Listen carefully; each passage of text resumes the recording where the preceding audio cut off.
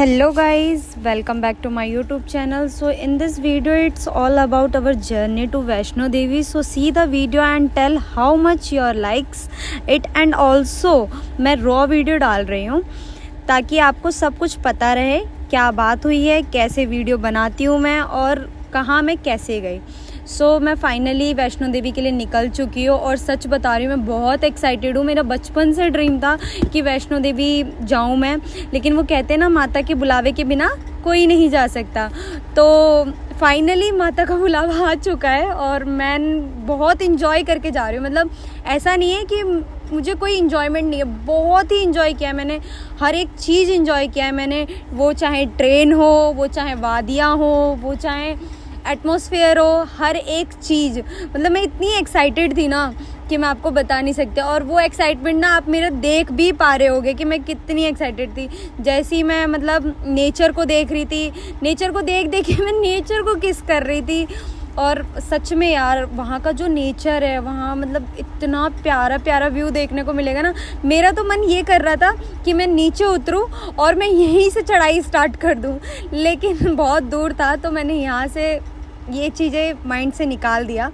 फिर उसके बाद हम वैष्णो देवी फाइनली पहुँच भी गए।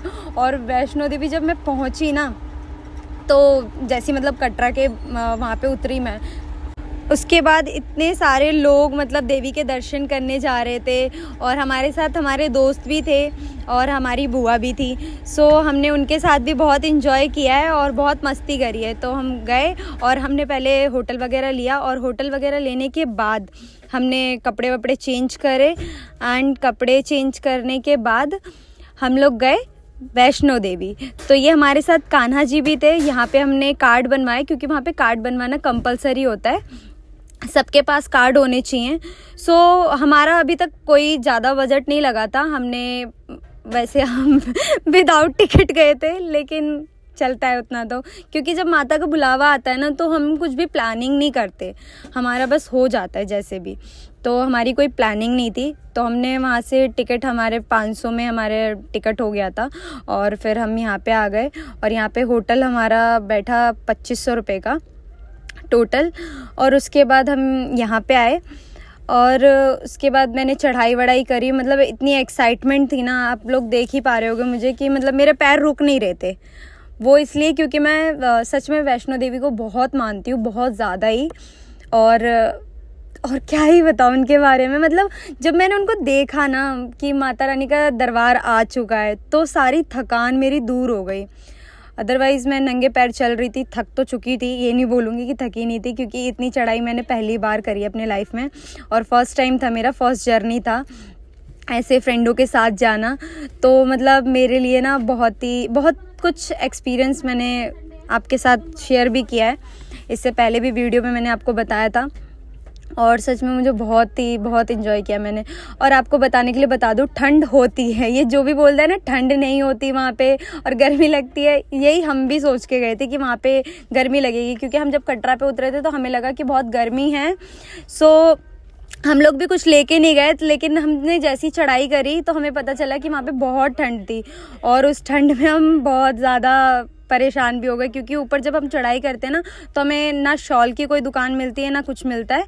बट वहाँ पे फैसिलिटीज़ बहुत अच्छी है, जैसे आप पानी की फैसिलिटीज़ देख लो या टॉयलेट की फैसिलिटीज़ देख लो, इन दोनों की फैसिलिटीज़ आपको मिलेगी। और लिटरली आपको एक और चीज़ बताऊंगी कि मैंने जब ना कान्हा को मैंने अपने दोस्त के हाथ में दे दिया तो मेरी ना एनर्जी बिल्कुल डाउन हो गई। मतलब ऐसे हो गया था कि नहीं यार अब नहीं चल सकती, लेकिन जब मैं कान्हा को अपने साथ लेके जा रही थी तो वो मुझे एनर्जी मिल रही थी कि नहीं आई कैन, मैं हर एक चीज़ कर सकती हूँ। हमने चढ़ाई भी करी और चढ़ाई करने के बाद माता के दर्शन भी लिए। और एक और चीज़ बोलना चाहूँगी, इस सारी जर्नी में मैंने एक चीज़ देखा है जो कि मैं आप लोगों से शेयर करना चाहूँ। यार ये जो लोग घोड़े पे और गधे पे चढ़ के जाते हैं, मुझे समझ नहीं आता इसका क्या रीज़न है। आप माता के दरबार में माता के दर्शन करने आए हो और आप एक घोड़े के ऊपर चढ़ के जा रहे हो और गधे के ऊपर चढ़ के जा रहे हो। ये लोग इतने ही मतलब नहीं चल पा रहे, या फिर आप लोगों को कोई परेशानी है, मैं समझ सकती हूँ कोई परेशानी हो सकती है। तो यार वहाँ पे पालकियाँ हैं, आप पालकियों में बैठ के जाओ ना, घोड़े और गधे को क्यों परेशान परेशान कर रहे हो आप लोग। घोड़े और गधे को परेशान करके आप लोगों को कोई पुण्य नहीं मिलने वाला, कोई माता आपकी नहीं सुनने वाली। इसलिए आप देख के और ध्यान से जाइए, जिसमें आपको अच्छा लग रहा है उसमें जाइए, लेकिन घोड़े और गधे आपके वो नहीं है ना। आप तो एनिमल्स का गलत प्रयोग कर रहे हो ना। मतलब वो बेजवान है, बोल नहीं सकते, इट मीन्स ये नहीं है यार कि आप उसके साथ कुछ भी करोगे। और मैं सच में, मुझे बहुत बुरा लगा है, बहुत बुरा फील हुआ है। मुझे सिर्फ और सिर्फ यही चीज़ बहुत बुरी लगी वहाँ पे कि हम एक घोड़े और गधे के साथ ऐसा ट्रीट करते हैं। सो प्लीज़, अगर आप लोग वैष्णो देवी के दर्शन करने जा रहे हो तो प्लीज़ मैं यही आप लोगों से चाहूँगी, और मेरी वीडियो अगर आप देख के जा रहे हो तो प्लीज़ ये चीज़ बिल्कुल मत करिएगा कि आप एक गधे पे बैठ के और घोड़े पे बैठ के जाएँ, क्योंकि आपके राइट्स नहीं बनते कि आप गधे और घोड़े पे बैठ के जाएँ। तो मेरा शायद बहुत लेक्चर हो गया, सो इतना लेक्चर देना नहीं था मुझे, सॉरी अगर आप लोगों को बुरा लगा हो तो। फिर हमने, आप लोग देख ही पा रहे होगे, खाना वाना खाया। खाने का भी बजट ठीक है, आपको 150-120 में थाली भी मिल जाती है। और खाना भी ज़्यादा अच्छा नहीं बोलूँगी, ठीक ठाक है, क्योंकि यार वहाँ पे बहुत ऊपर है ना, तो इतना कुछ खास नहीं है। लेकिन और वहाँ पे भंडारा भी बंटता है जो कि फ्री ऑफ कॉस्ट होता है, आप लोग वो भी इंजॉय कर सकते हो। अगर जैसे आप लोग कम बजट में जाना चाहो तो कम बजट में भी जा सकते हो, उसमें कोई ज़्यादा आपका खर्चा नहीं बैठेगा। हमारा जो खर्चा बैठा 8,000 का बैठा। आई थिंक मुझे ये नहीं बताना चाहिए, लेकिन मुझे लगता है कि आप लोगों को पता होना चाहिए, क्योंकि हमारा फर्स्ट एक्सपीरियंस था, तो इसलिए हमें लगा कि हमारे लिए वो ज़्यादा है, और सच में वो ज़्यादा था।